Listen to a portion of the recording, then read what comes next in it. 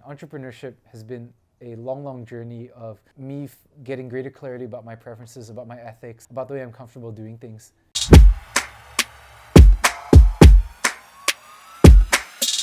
Welcome back, everybody. Rich Brubaker, Shanghai-based, mission-driven entrepreneur here today with Ming from Keru. And we're going to be talking about his journey over the last 5 years to build a service-based organization where he takes students out of the city, puts them in the countryside, working for nonprofits, social entrepreneurs, and really just trying to fulfill some of the SDG missions that he finds important and that he can bring, awareness and action to. It's a great learning journey, in part because we're talking kind of also about his post-COVID or current COVID pivot and how you can learn a lot about yourself, your organization, and put trust in team to get a lot of amazing things done. Maybe introduce yourself to the community and tell us a little bit about yourself. Okay, hi community. It's a pleasure to be here. My name is Ming. I'm originally from the United States, and I run a business called Keru. It's spelled Keru.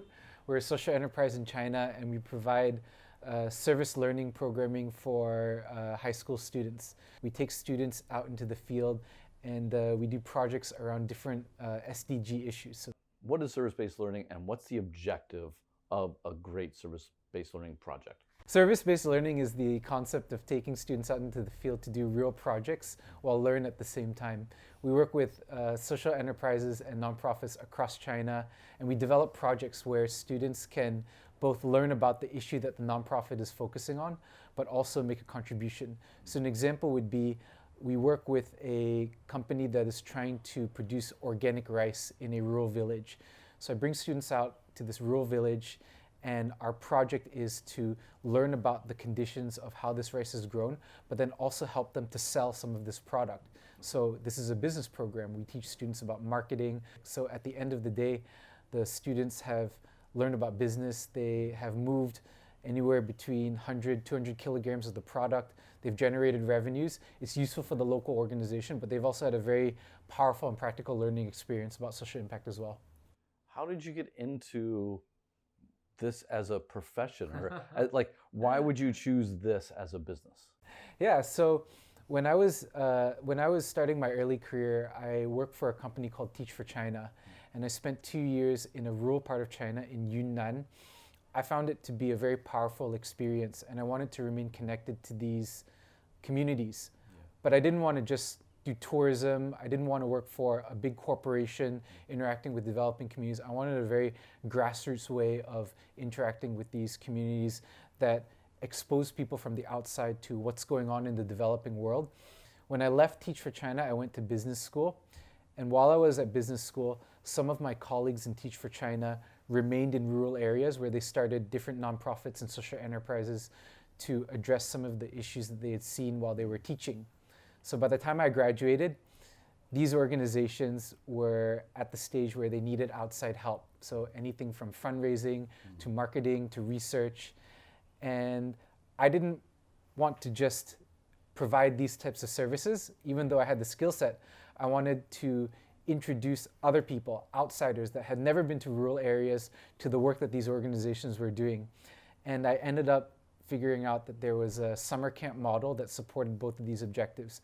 And I designed summer programs that were rigorous and substantive, where we brought students out into the field, where we were doing meaningful work, but it's also useful for these organizations, which I'm personally connected with through my Teach for China network. Why did you focus on high school students, and are they the best to be solving these challenges or to be on these projects? Isn't it better to hire McKinsey consultants and just use their pro bono hours every year?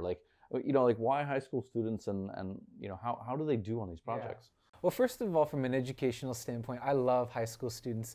I feel like high school is the age where you're starting to develop more maturity and consciousness about social issues. Yeah. People at that age are malleable. The thing about high school students is that they're also very practical. A lot of the issues in the developing world are complex, but the individual projects that move the needle are actually quite straightforward. If you're trying to promote organic rice, you need to sell 100 kilograms of rice. It's not rocket science. You don't need a McKinsey consultant to do it. You need someone with hustle who understands online channels. If you want to better donate water filters to rural communities, you need someone that's going to interview locals, that is going to have the drive to go up to these rural villages and trudge through the mud. And I'm not sure if highly paid consultants have the stomach for that. I'm sure they do, but I feel like high school students have the will, the motivation, and for that age group, this type of project, this complexity of project is actually very, they're very motivated to do this grassroots work. That's great. Yeah. That's great. So, look, the last time we met, it was pre-COVID. And actually, you were going through this huge growth phase. When COVID hit, it was actually a huge disruption because we had to cancel a lot of our winter programs, and I actually had to refund a ton of money to our customer. At the time, we only had 5 people. So because I had managed our cash quite assiduously, we had enough in the bank to cover the low operating period, and I challenged the team to create new products that we could also sell during off-season as well. So not just during the summer, but also during the spring, during the fall.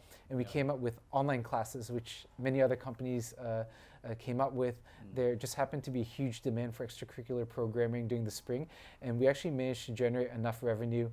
And thanks to the actions of China to stabilize the COVID situation in the summer of 2020, we were actually able to run our programs within China, and it actually ended up being our biggest year. That's amazing. How disruptive was this? Like, how much of your business just got slaughtered the first few months of COVID? Like, was it a complete go to zero, no one can travel, and then we have nothing really to do? Was that where you guys were? So I was actually in Cambodia at the time to prepare for a program. I had to deliver water supplies for a water project, and then I distinctly remember on the 25th getting this news about some outbreak in, 22nd of January, this outbreak from Wuhan. And I was just praying that it would pass over because we didn't have a lot of cash at the time, and I could not afford to. So if I had to refund, I knew that we were going to be in hot soup. And then the 23rd, the 24th, the 25th, with each successive day came increasing news. And finally on the 25th, it became clear that we would no longer be able to run our Cambodia project, nor our other projects, even within China. And I had to give quite a bit of money back to our customers. We tried all sorts of tactics, like getting them to keep their money in the company and just do a summer program instead of a winter program. But everyone at that point had lost confidence in travel-based projects, so they demanded refunds. So I approached January with a huge cash problem. I had about 2 months left of cash to support the team, and I made the decision that if anything happened, I wanted to keep the team together. And I decided to put in some of my own money as a buffer. But thankfully that didn't need to happen. We managed to pivot pretty quickly to the online classes, and there just happened to be a surge of demand because everyone was from home for online programs, and we were able to make enough money to cover the low season. Now, when that was happening, when you pivoted to online, were you selling to outside China, learning about the same regions, the same organizations, the same issues? Or were you selling inside China? Like, how did that play out? Like, most of our customer base is within China, so we continued selling within China, and we made sure that our core value proposition of project-based learning and experience was retained. So for example, we ran some business-related programs that were on fundraising. So the core project experience of selling something to raise funds, that was retained in the online model. It was just done remotely. So instead of coming together as a group and figuring out how to sell something on Douyin, they would figure out how to sell something on Douyin from the comfort of their house. Obviously, online programs, the level of interaction is not the same. And operationally, it's a bit more difficult to set up. We had some village interviews that we had to coordinate remotely.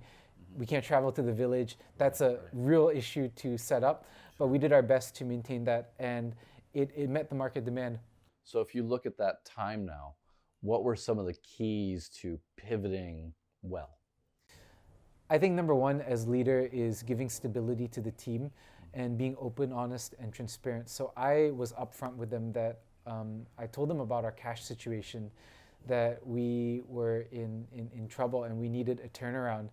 And I think that it was scary for me to be vulnerable, But as a social enterprise, I want to be consistent in our social impact principles, both for the outside world, but also with how I work with my team. Right.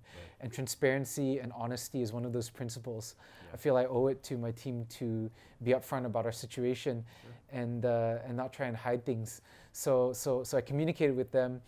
They responded marvelously to that, to my trust in them, and they put their noses to the grind. We brainstormed as a team about different programs, products we could come up with, and within 2 weeks we had a new product line ready to go. And since we're small, we're able to pivot quite quickly. And how many of those product ideas kind of came to market, or did you have 50 and cut down to one, or were you finding like you were hitting really close to target the whole time?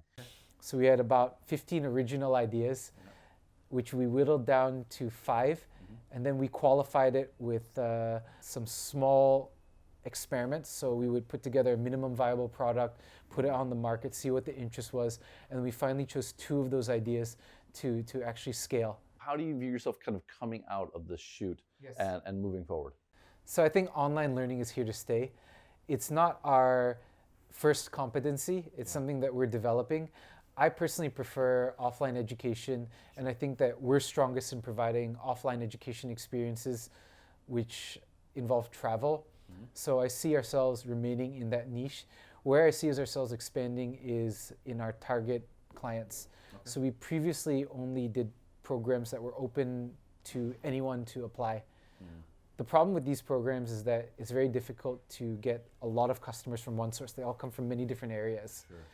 So what we've started to do is started targeting international schools and bilingual schools in China, where there's a mass of students, and we're starting to run camp-based programs, things that don't involve travel but are still experiential based. Sure. So our core competency remains the same, but we're expanding our target profile.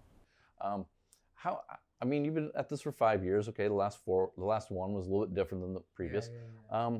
What are some of the big challenges you faced as you're getting started, and how do you look back on those now?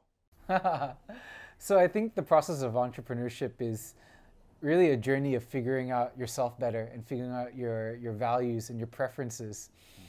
So then my question is going to be like, what are the biggest things you've learned about yourself as an entrepreneur? Or through entrepreneurship, what are the biggest things you learned about yourself? So number one is that put others first.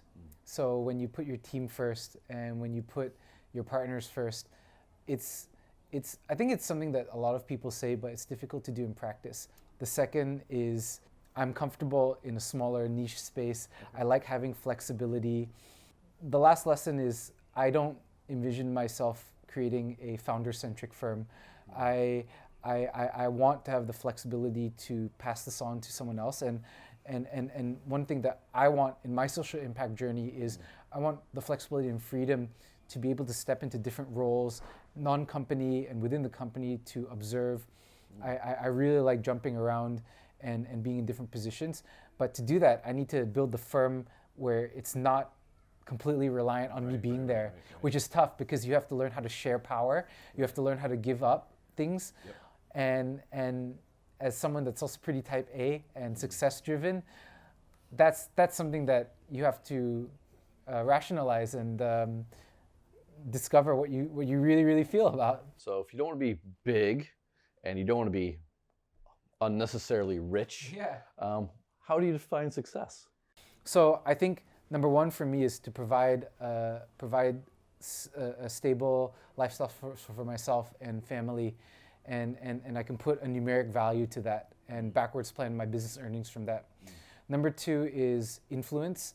I'd like to be able to talk with people like yourself, have conversations, and build community and a movement around different issues that I care about. So whether it's providing education for left behind kids or helping businesses in underdeveloped areas get exposure, or helping young people develop perspective, I want there to be a community around this.